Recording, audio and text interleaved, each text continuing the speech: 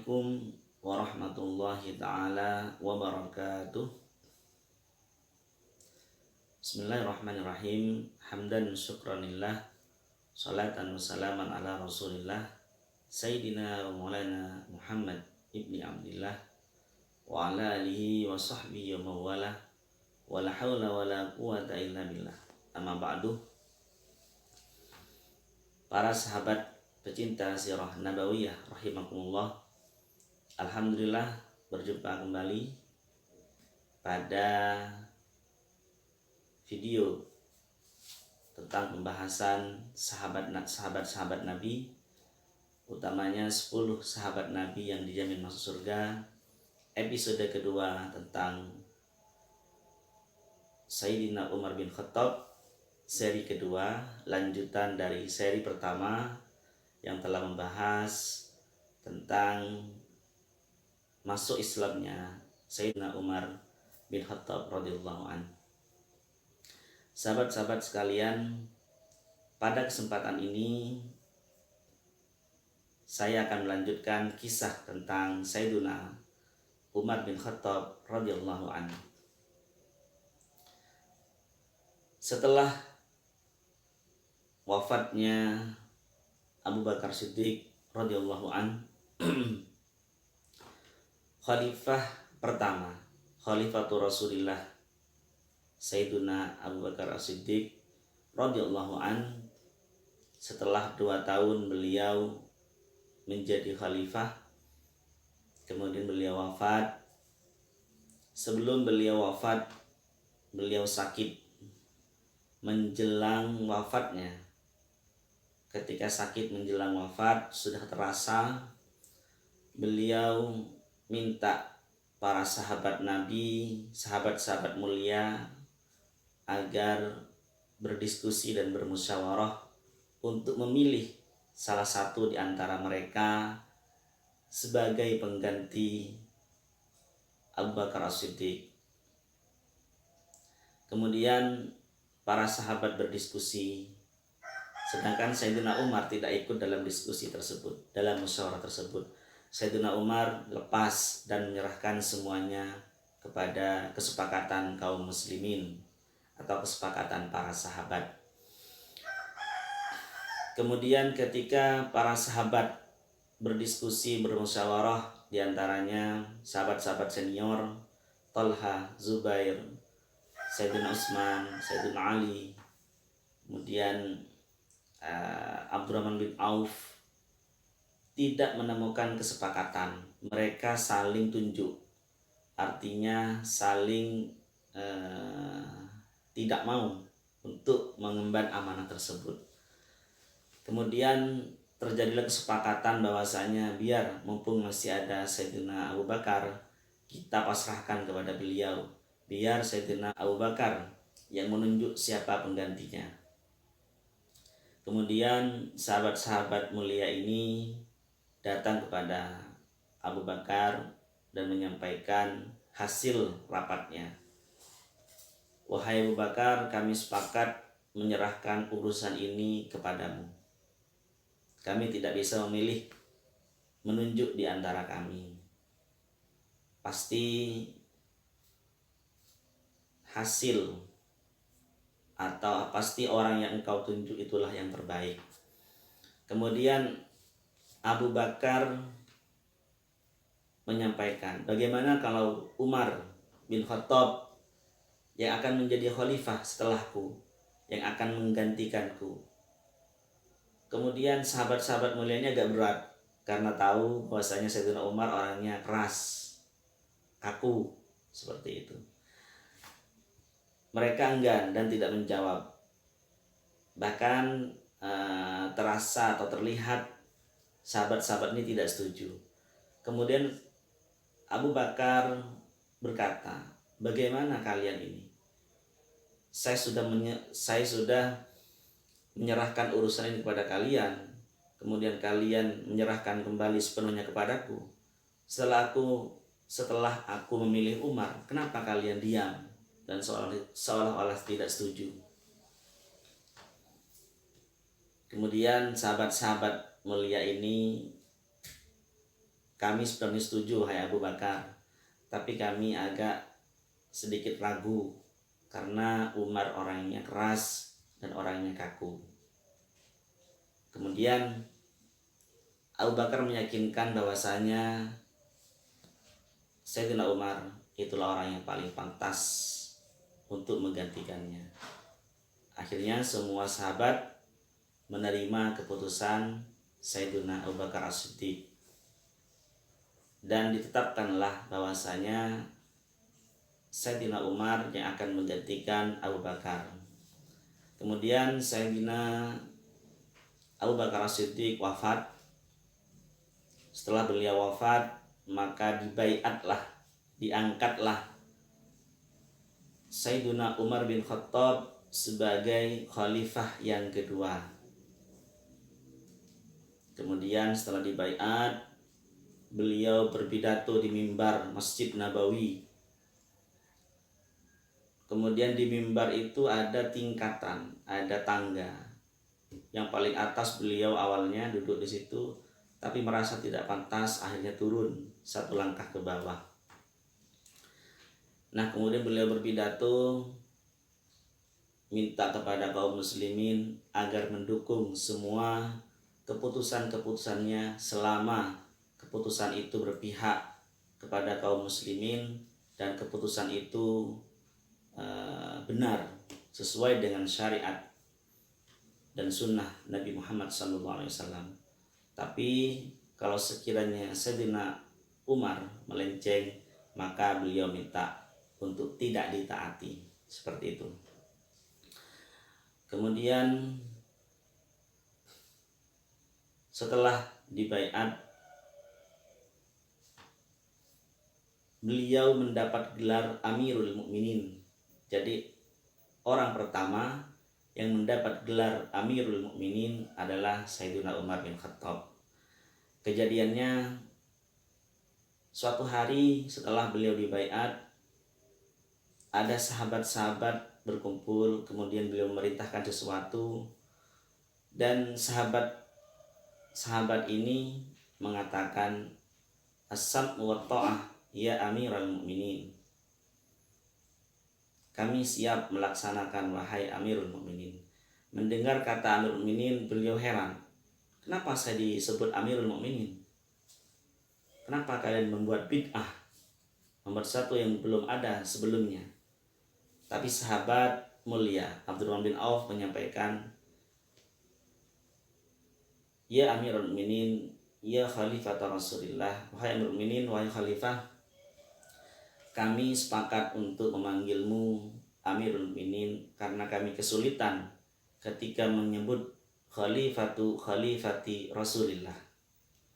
Engkau adalah khalifah pengganti Khalifatu Rasulullah, penggantinya Abu Bakar, yang Abu Bakar adalah pengganti Rasul. Jadi kami sulit mengatakan khalifati Rasulullah. Jadi kami minta izin untuk memanggilmu sebagai Amirul Mukminin karena engkau adalah pemimpin, sedangkan kita semua di sini adalah al-mukminin, orang-orang yang beriman. Amirul Mukminin, pemimpin orang-orang yang beriman. Kemudian sejak itulah para khalifah, khulafaur rasyidin, bahkan sampai dinasti Abbasiyah, Umayyah, semuanya dipanggil Amirul Mukminin. Sahabat-sahabat sekalian,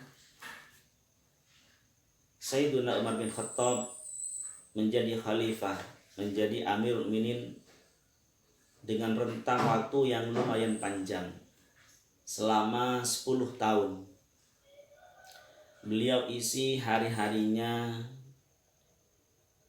dengan malam beribadah kepada Allah, siang mengabdi kepada kaum muslimin, bahkan tidak jarang malam beliau juga masih keliling untuk melihat keadaan-keadaan kaum muslimin di sekitar kota Madinah. Sahabat-sahabat sekalian, pada masa pemerintahan Sayyidina Umar bin Khattab banyak terjadi pembebasan, penaklukan. Islam semakin menyebar luas sampai ke tanah Persia, sampai ke Irak, ke Syam, dan bahkan sampai ke Mesir. Beliau mengutus sahabat-sahabat terbaik sebagai jenderal dan ditunjuk sebagai gubernur di daerah-daerah tersebut. Persia takluk pada perang Qadisiyah yang dipimpin oleh sahabat mulia Sa'ad bin Abi Waqqas. Kemudian Irak takluk awalnya dipimpin oleh Khalid bin Walid, tapi kemudian Khalid bin Walid dicabut dari posisinya sebagai jenderal, diganti oleh sahabat mulia Abu Ubaidah bin Jarrah. Nah, di sini ada kisah unik. Kenapa Khalid bin Walid, panglima yang hebat, yang luar biasa itu, dicabut dari posisinya oleh Sayyidina Umar? Hal ini dikarenakan Khalid bin Walid setiap memimpin perang tidak pernah kalah, selalu menang. Jadi setiap memimpin perang pasti menang dengan strateginya yang luar biasa. Namun hal ini membuat hati kaum muslimin merasa tergantung kepada Khalid bin Walid. Seolah-olah mereka itu mengatakan kita menang karena Khalid. Oleh karenanya Umar tidak setuju. Beliau merasa hal ini membuat tawakal kaum muslimin terganggu. Tidak lagi tawakal 100% kepada Allah. Akhirnya beliau mencabut posisi Khalid bin Walid, diganti dengan Abu Ubaidah bin Jarrah. Jadi untuk menjaga akidah, untuk menjaga tawakalnya, imannya kaum muslimin agar selalu tawakal kepada Allah, bukan tawakal kepada manusia.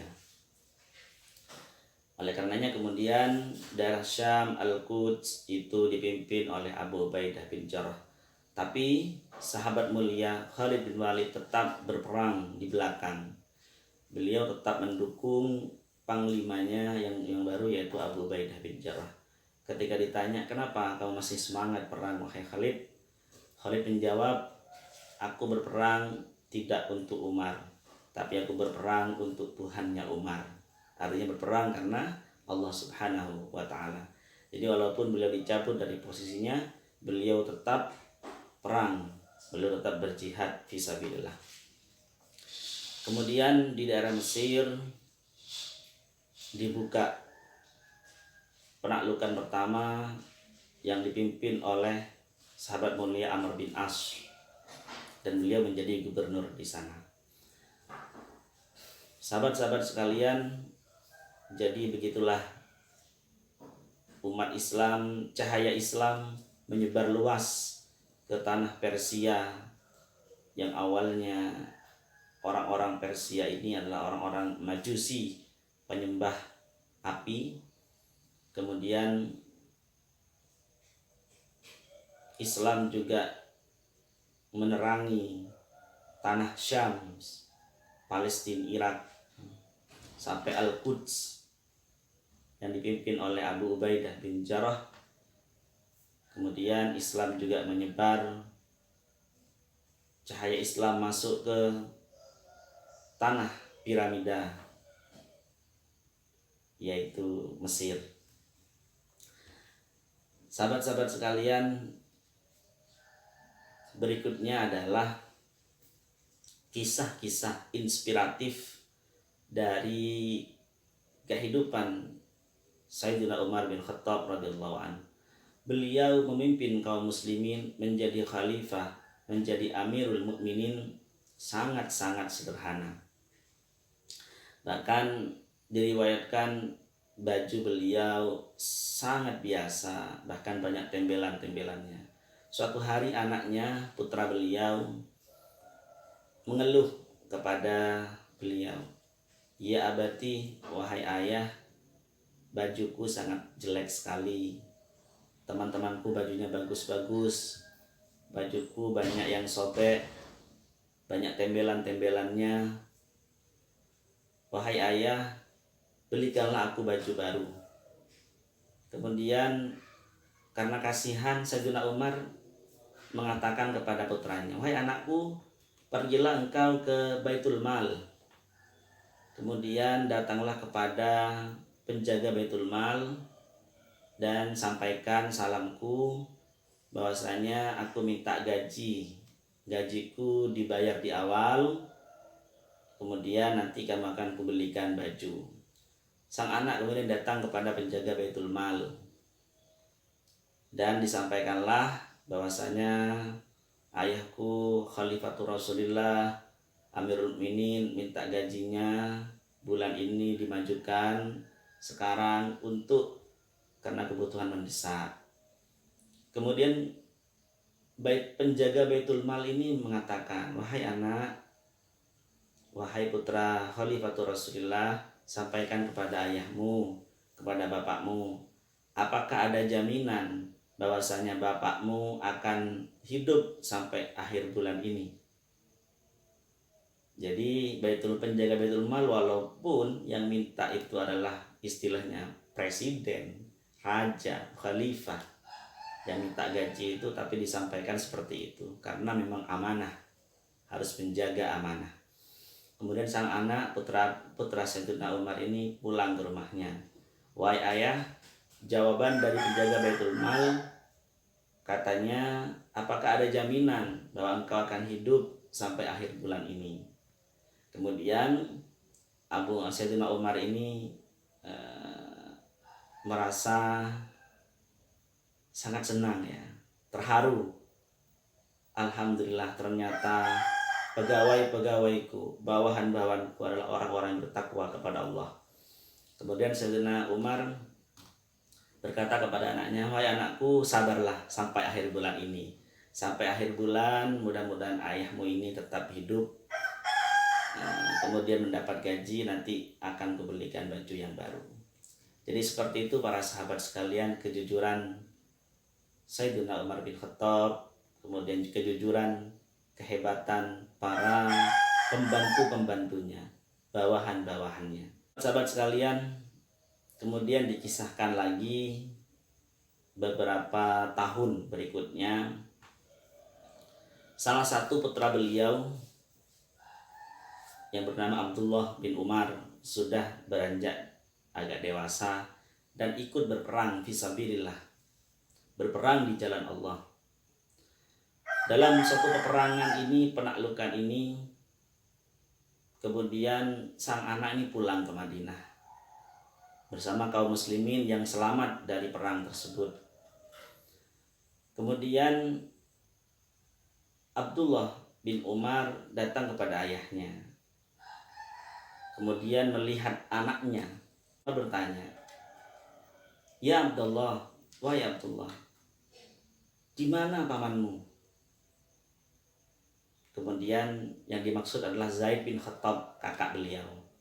Mana pamanmu? Kemudian Abdullah bin Umar, putranya ini mengatakan, paman alhamdulillah sudah menemukan syahidnya. Paman wafat, gugur di medan perang, di medan jihad. Kemudian Sayyidina Umar nangis karena memang sangat cinta kepada kakaknya. Nangis sebentar. Setelah nangis, beliau marah kepada anaknya. Beliau mengatakan, wahai anakku, pamanmu mati, pamanmu gugur, pamanmu syahid fisabilillah, kenapa kamu masih pulang? Maksudnya adalah, kalau pamanmu syahid, kamu seharusnya syahid, kamu seharusnya mati juga fisabilillah, seperti itu. Jadi beginilah sahabat-sahabat di masa kekhalifahan. Mereka semua mencari syahid fisabilillah. Ketika anaknya pulang belum syahid, pasti marah, seperti itu. Seperti Sayyidina Umar bin Khattab marah kepada putranya karena belum meninggal, karena belum syahid fisabilillah. Kemudian Abdullah bin Umar mengatakan, saya sudah berusaha ayah, saya sudah berusaha berperang sekuat tenaga, tapi Allah belum mentakdirkan saya syahid. Seperti itu. Sahabat-sahabat sekalian, kisah berikutnya masih tentang Sayyidina Umar bin Khattab radhiyallahu an. Beliau setiap hari berkeliling di kota Madinah mencari apakah ada orang yang butuh bantuan. Suatu hari beliau bersama asistennya, asisten pribadinya, Khabdan, yaitu Aslam. Kemudian berjalan berkeliling di kota Madinah. Kemudian ada suara. Nah, ternyata beliau mendekat di satu rumah, ada seorang perempuan berdebat dengan ibunya. Seorang perempuan ini sedang membuat susu untuk dijual. Kemudian memerah susu ya untuk dijual keesokan harinya. Ibunya perempuan ini mengatakan, campurlah susu itu dengan air agar terlihat banyak. Kemudian jangan ibu, perbuatan ini salah, perbuatan ini dosa. Kemudian si ibu ini menjawab, kamu tidak usah takut, Umar tidak akan melihat ini. Padahal di samping rumahnya itu ada Sayyidina Umar sedang mendengarkan. Kemudian si perempuan ini menjawab, iya memang Umar tidak melihat ini, tapi Tuhannya Umar melihat ini. Kemudian Sayyidina Umar mendengar percakapan anak dan ibu ini, kagum terhadap perempuan ini. Akhirnya disuruh cari, besok kita datangi. Kemudian beliau pulang ke rumah dan mengumpulkan putra-putranya yang sudah agak dewasa dan menawarkan siapa yang siap untuk menikah. Kemudian salah satu putra beliau yang bernama Asim itu siap. Asim kemudian dibawa ke rumah perempuan yang tadi malam bercakap-cakap dengan ibunya ini. Akhirnya dilamar putri ini kepada ibunya. Ibunya sangat terharu, sangat setuju. Kemudian Sayyidina Umar juga sedikit marah kepada ibunya, wahai perempuan, aku ini melamar putrimu karena kejujurannya. Aku tadi malam mendengar percakapan kalian. Akhirnya si ibu minta maaf dan bertobat. Sedangkan putrinya yang jujur ini menjadi menantu Sayyidina Umar bin Khattab. Dan yang kelak dari pernikahan Asim dan perempuan jujur ini akan menurunkan khalifah besar pada dinasti Umayyah yang bernama Umar bin Abdul Aziz. Tapi itu nanti insya Allah kita ceritakan pada video-video berikutnya. Sahabat-sahabat sekalian, kemudian kisah berikutnya, suatu malam tetap beliau berkeliling di sekitar kota Madinah. Kemudian beliau melihat dari kejauhan ada api unggun, ada tenda, ada cahaya, dan ada tenda di situ. Beliau datang, kemudian setelah mendekat ada ibu-ibu yang sedang masak dan anak-anaknya sedang menangis. Kemudian Sayyidina Umar mendekat dan bertanya, wahai perempuan, kenapa anak-anakmu menangis dan apa yang kamu masak? Kemudian perempuan ini tidak tahu kalau yang datang adalah Khalifatul Rasulillah, kalau yang datang adalah Amirul Mukminin. Kemudian perempuan menjawab, anakku menangis karena lapar, sedangkan yang aku masak ini adalah batu. Kenapa saya masak batu? Sebagai penghibur anak-anakku. Jadi anak-anakku ini merasa kalau saya masak, padahal saya tidak masak, sehingga dia capek, ngantuk, nanti tidur walaupun dalam keadaan lapar. Kenapa kok seperti ini? Kata Sayyidina Umar, ini gara-gara ulah Umar, gara-gara ulah pemimpin kaum muslimin yang tidak adil. saya tidak mendapatkan jatah bantuan, kata si perempuan.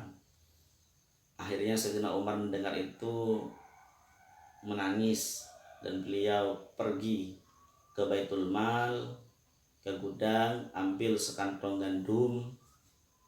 Beliau mengangkat sendiri kantong tersebut dan dipikul sendiri, walaupun ada asistennya, ada Aslam, tapi asistennya menawarkan awalnya, "Wahai Khalifah, biar saya yang mikul."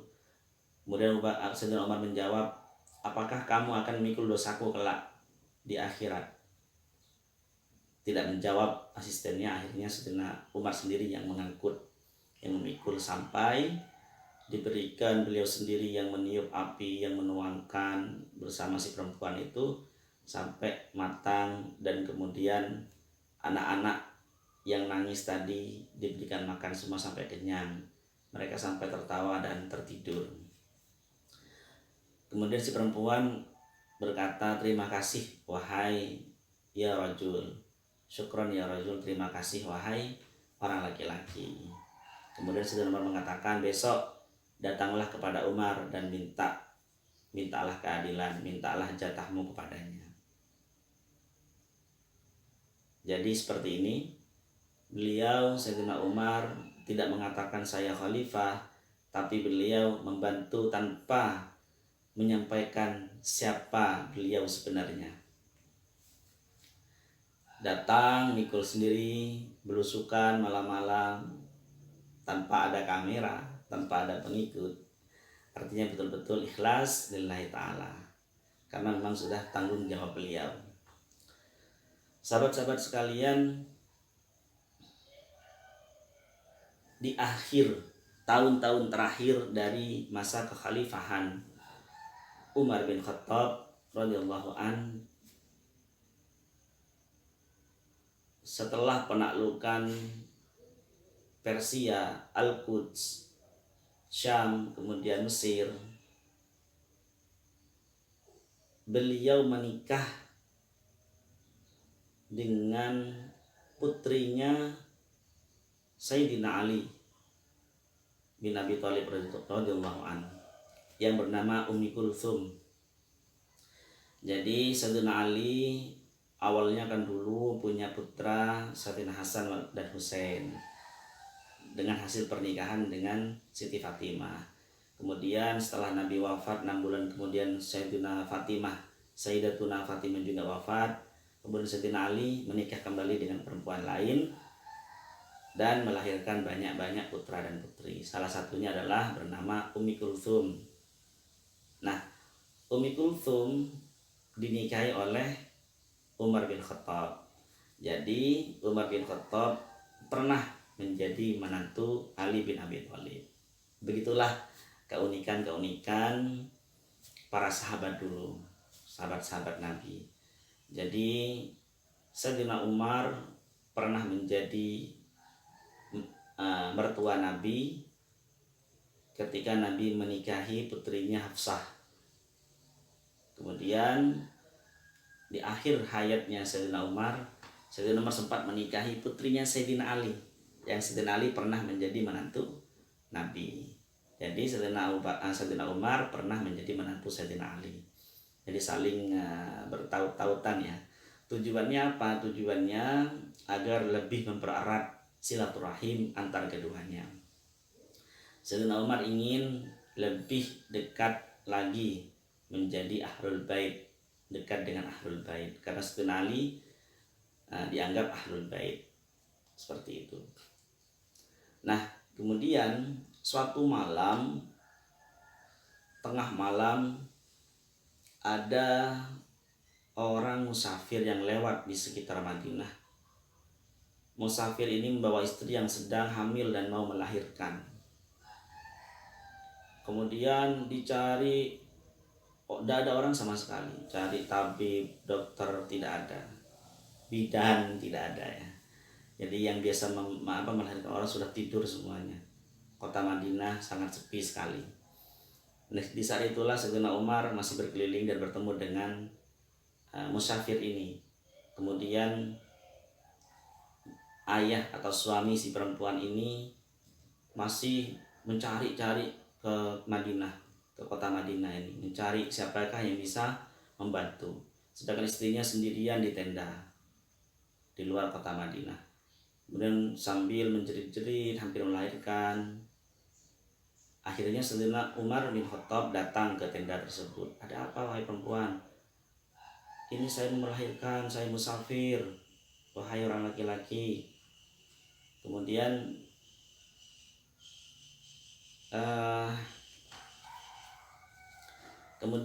Sayyidina Umar bertanya, mana suamimu?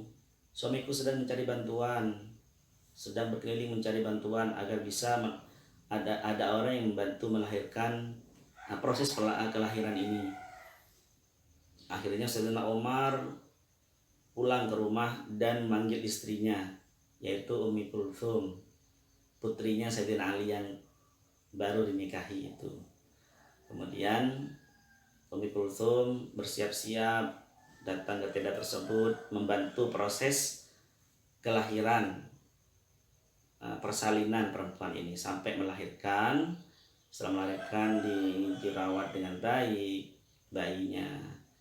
Kemudian suaminya datang, kaget karena sudah ada orang yang membantu. Terima kasih wahai orang laki-laki. Syukron ya rajul. Terima kasih wahai orang seperti itu, karena belum tahu kalau itu adalah Sayyidina Umar. Kemudian setelah selesai diberi bantuan, kemudian Sayyidina Umar memerintah kepada istrinya, memerintahkan sesuatu, dan kemudian istrinya menjawab, as-sam'u wa ta'ah ya Amirul Mukminin. Nah, mendengar kata Amirul Mukminin, perempuan dan laki-laki ini kaget, keluarga ini musafir ini kaget. Loh, apakah Anda Amirul Mukminin Umar bin Khattab? Ya, akulah Amirul Mukminin Umar bin Khattab, dan yang membantu kalian melahirkan ini adalah Ummil Mukminin Ummi Kulthum. Ini adalah istriku Ummi Kulthum. Kemudian orang laki-laki dan perempuan ini musafir ini sangat berbahagia sekali, berterima kasih kepada Allah karena proses kelahirannya dibantu oleh khalifah dan istri khalifah. Seperti itu. Sahabat-sahabat sekalian, di tahun terakhir paling akhir beliau menjabat sebagai khalifah, ya Allah, matikanlah aku dalam keadaan syahid fisabilillah. Kemudian istrinya menjawab, ya Amirul Mukminin, tidak mungkin, sulit rasanya Anda ini meninggal, wafat sebagai syahid fisabilillah selama berada di Madinah, kecuali perang, kecuali Anda ini ikut perang keluar di Syam, di Persia, di Mesir, pasti akan syahid. Tapi kalau di Madinah sulit rasanya itu syahid, mustahil, seperti itu. Kemudian Sayyidina Umar mengatakan, tidak ada yang mustahil, aku tetap akan berdoa kepada Allah minta mati dalam keadaan syahid. Jadi beliau terus berdoa kepada Allah agar diwafatkan dalam keadaan syahid, karena syahid ini adalah cita-cita tertinggi para sahabat Nabi. Kemudian ternyata Allah mengijabah doa Sayyidina Umar bin Khattab. Kemudian datanglah seorang penyelundup yang beragama Majusi, namanya Abu Lu'lu' al-Majusi. Perang ini, Abu Lu'lu' al-Majusi ini pura-pura masuk Islam dan datang ke Madinah menjadi khaddam, pelayan di salah satu sahabat Nabi di Madinah. Ini Abu Lu'lu' ini menjadi orang yang pandai besi, tukang membuat pisau, membuat pedang. Sayyidina Umar sempat agak curiga karena orang ini kelihatannya beda, tapi tetap Sayyidina Umar menghormati karena dia mengaku Islam. Nah, kemudian suatu ketika Abu Lu'lu' al-Majusi menyusun rencana. Dia ambil sebilah pisau yang dilumuri dengan racun. Kemudian ketika Sayyidina Umar bin Khattab sholat subuh berjamaah di masjid, menjadi imam, ketika sahabat-sahabat menjadi makmum sholat semuanya, maka Abu Lu'lu' maju ke depan dan menikam punggung Sayyidina Umar ini dengan pisau yang diisi racun itu. Akhirnya Sayyidina Umar sakit selama 3 hari dan racun sudah menyebar ke seluruh tubuhnya dan hampir wafat. Ketika hampir wafat, sudah sakit, akhirnya beliau merintah 6 sahabat mulia untuk berdiskusi, untuk musyawarah agar memilih salah satu di antara mereka menjadi khalifah, menjadi pengganti Umar bin Khattab. Akhirnya dengan berbagai pertimbangan, 6 sahabat mulia, Talha, Zubair, Abdurrahman bin Auf, Sa'ad bin Abi Waqqas, kemudian Sayyidina Ali dan Sayyidina Utsman berdiskusi. Akhirnya disepakati bahwasanya Sayyidina Utsman bin Affan menjadi khalifah. Kemudian tenanglah Sayyidina Umar. Kemudian beliau wafat dengan tenang karena sudah mengetahui penggantinya adalah Sayyidina Utsman bin Affan. Nah, beliau Sayyidina Umar bin Khattab wafat pada usia genap berusia 63 tahun. Sama dengan baginda Rasul Nabi Muhammad SAW, juga sama dengan Sayyidina Abu Bakar. Dan beliau izin kepada Siti Aisyah untuk dimakamkan berkumpul dengan 2 sahabatnya, yaitu baginda Rasul Muhammad SAW dan Sayyidina Abu Bakar As-Siddiq. Makanya di Madinah, di makam makbarah Nabi berkumpul 3 makbarah, yaitu makbarahnya Nabi Muhammad SAW, makbarahnya Sayyidina Abu Bakar As-Siddiq, dan makbarahnya Umar bin Khattab. Mudah-mudahan kita semua bisa diberikan kesempatan sowan langsung, hadir dan berziarah kepada makam baginda Rasul Muhammad SAW, Abu Bakar As-Siddiq dan Umar bin Khattab di Madinah dalam pelaksanaan haji dan umrah. Amin ya rabbal alamin. Sahabat-sahabat pecinta sirah nabawiyah, demikianlah kisah singkat tentang sahabat Nabi yang kedua dari 10 sahabat yang dijamin masuk surga, yaitu Sayyidina Umar bin Khattab radhiyallahu anhu. Ini sehari kedua sudah hatam tentang kisah Sayyidina Umar bin Khattab. Untuk lebih detailnya, lebih jelasnya, masih banyak sekali yang belum tersampaikan ya dalam video ini, tapi sedikit sudah punya gambaran. Bisa dibaca sendiri di tarikh-tarikh, di buku-buku sejarah peradaban Islam maupun tarikh-tarikh Khulafa ar-Rasyidin. Demikian video ini, mudah-mudahan bermanfaat. Kalau ada salah khilaf, mohon maaf yang sebesar-besarnya. Akhiran saya akhiri, wassalamualaikum warahmatullahi taala wabarakatuh.